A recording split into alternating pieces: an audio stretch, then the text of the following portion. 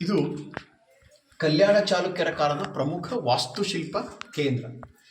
ಹಾಗೂ ಕಲ್ಯಾಣ ಚಾಲುಕ್ಯರ ಅವನತಿಯ ನಂತರ ಹೊಯ್ಸಳರ ಕಾಲದಲ್ಲಿ ಇದು ಎರಡನೆಯ ರಾಜಧಾನಿ ಆಗಿತ್ತು. ಸೊ ಇಲ್ಲಿ ನಾವೀಗ ನೋಡ್ತಾ ಇರೋದು ಲಕ್ಕುಂಡಿ ಮತ್ತು ಇದ್ರ ಬಗ್ಗೆ ಮತ್ತೆ ಮ್ಯೂಸಿಯಮಲ್ಲಿ ಇರುತ್ತಂತೆ. ಇಲ್ಲಿ ನಾವು ನೋಡ್ತಾ ಇರೋದು ಬ್ರಹ್ಮ ಜಿನಾಲಯ ಅಂತ ಹೇಳಿ. ಇಲ್ಲಿ ಬ್ರಹ್ಮನ ಮೂರ್ತಿ ಇರೋದ್ರಿಂದ ಮತ್ತು ಬ್ರಾಹ್ಮಣರು ಇದಕ್ಕೆ ಅಗ್ರಹಾರ, ಇಲ್ಲಿ ಅಗ್ರಹಾರದ ಬ್ರಾಹ್ಮಣರು ಇಲ್ಲಿ ದಾನ ದತ್ತಿಗಳನ್ನು ಕೊಟ್ಟಿದ್ದರಿಂದ ಇದಕ್ಕೆ ನಾವು ಬ್ರಹ್ಮ ಜಿನಾಲಯ ಅಂತ ನಾವು ಕರಿತಾ ಇದ್ದೀವಿ. ನಾನು ನಿಮಗೆ ಮುಂಜಾನೆ ಅಲ್ಲೇ ಕಲ್ಯಾಣ ಚಾಲುಕ್ಯರ ಕಾಲದ ಆರಂಭಿಕ ಕಾಲದ ದೇವಾಲಯಗಳಂತ ಹೇಳ್ತಾ ಇದ್ದೆ. ಅಂತಹ ದೇವಾಲಯಗಳಲ್ಲಿ ಆರಂಭಿಕ ಕಾಲದ ದೇವಾಲಯಕ್ಕೆ ಇದು ಬೆಸ್ಟ್ ಎಕ್ಸಾಂಪಲ್ ಯಾವುದಪ್ಪ ಅಂದರೆ ನಮ್ಮದು ಲಕ್ಕುಂಡಿಯ ಬ್ರಹ್ಮ ಜಿನಾಲಯ ಅಂತ ಹೇಳಿ. ಜಿನಾಲಯ ಅಂದರೆ ಬಸ್ತಿ. ನಾನು ನೋಡಿದ್ರೆ ನೀವು ಚರ್ಚೆ ಮಾಡ್ತೀರಿ, ಭಾಳ ಜನರಿಗೆ ಕನ್ಫ್ಯೂಷನ್ ಮಾಡ್ಕೋಬಾರ್ದು. ಬೌದ್ಧ ಧರ್ಮ ಬೇರೆ, ಜೈನ ಧರ್ಮ ಬೇರೆ.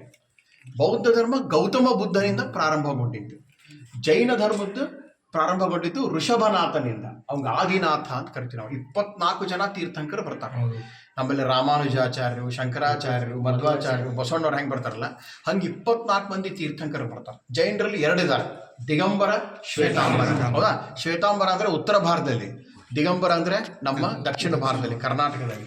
ಅಂತಹ ಜೈನರ ದೇವಾಲಯವನ್ನು ನಾವು ಬಸದಿ ಅಂತ ಕರಿತೀವಿ. ಬಸದಿ ಅಂದರೆ ಜೈನರ ಒಂದು ಪೂಜಾ ಸ್ಥಳ. ಇದು ಗರ್ಭಗೃಹ ಅಂತ ನಾವು ಕರಿತಾ ಇದ್ದೀವಿ. ನಾವು ಆಗಲೇ ಚರ್ಚೆ ಮಾಡಿದ್ವಿ. ಇದು ಕಲ್ಯಾಣ ಚಾಲುಕ್ಯರ ಕಾಲದ ಆರಂಭಿಕ ಕಾಲದ ದೇವಾಲಯ. ಆ್ಯಕ್ಚುಲಿ ಈ ಪೀಠ ಇದೆ ನೋಡ್ರಿ, ಈ ಪೀಠಕ್ಕೆ ಮತ್ತು ಇಲ್ಲಿರುವಂತಹ ಮೂರ್ತಿಗೆ ಹೊಂದಾಣಿಕೆ ಆಗ್ತಾ ಇಲ್ಲ. ಹೊರಗಡೆ ಒಂದು ಮಹಾವೀರನ ಮೂರ್ತಿ ಇದೆ, ಅದು ಇಲ್ಲಿ ಮೊದಲಿತ್ತು ಅಂತ ವಿದ್ವಾಂಸರು ಹೇಳ್ತಾರೆ. ಅದು ಬಿದ್ದು ಹೋಗಿದ್ದು, ತ್ರುಟಿತ ಆಗಿದ್ದರಿಂದ ಇಲ್ಲಿ ಬೇರೆ ಮೂರ್ತಿಯನ್ನು ತಗೊಂಡ್ಬಂದು ಇವರೇನು ಮಾಡಿದ್ದಾರೆ, ಸ್ಥಾಪನೆಯನ್ನ ಮಾಡಿದ್ದಾರೆ. ಇಲ್ಲಿ 24 ಜನ ತೀರ್ಥಂಕರಿಗೆ ಬೇರೆ ಬೇರೆ ವಾಹನಗಳಿರ್ತಾವೆ. ತೀರ್ಥಂಕರು ಯಾವಾಗಲೂ ಹೆಂಗಿರ್ತಾರೆ ಅಂದರೆ ನಗ್ನ ಸ್ಥಿತಿಯಲ್ಲಿ ಇರ್ತಾರೆ. ಯಾಕಂದ್ರೆ ಸಾಧು ಸನ್ಯಾಸಿಗಳು ಯಾವುದೇ ಬಟ್ಟೆಯನ್ನು ಧರಿಸಬಾರ್ದು ಅಂತ ಜೈನ ಧರ್ಮದಲ್ಲಿ ಒಂದು ರೂಲ್ಸ್ ಇದೆ. ಹೀಗಾಗಿ ಅವ್ರು ಏನು ಮಾಡ್ತಾರೆ ಅಂದರೆ ಯಾವುದೇ ಬಟ್ಟೆಯನ್ನು ಧರಿಸಂಗಿಲ್ಲ. ದಿಗಂಬರ, ಅಂಬರ ಅಂದರೆ ಆಕಾಶ, ದಿಕ್ ಅಂದರೆ ದಿಕ್ಕುಗಳು, ಆಕಾಶವೇ ಅವನ ಡ್ರೆಸ್ ಅವನದು. ಹೀಗಾಗಿ ಅವರು ಯಾವುದೇ ವೇಷವನ್ನು ಧರಿಸಂಗಿಲ್ಲ. ಇದಕ್ಕೆ ನಾವು ಮುಕ್ಕೊಡೆ ಅಂತ ಕರೀತಾರೆ. ಇದು ಕೂಡ ಇಲ್ಲಿ ಮುಕ್ಕೊಡೆ ಅಂತಿದೆ. ಇವು 3 ಲೋಕಗಳನ್ನ ಪ್ರತಿನಿಧಿಸ್ತಾವು ಮತ್ತು ದಿಗಂಬರರಿಗೆ ರಕ್ಷಣೆಯನ್ನು ಕೊಡ್ತಾವೆ.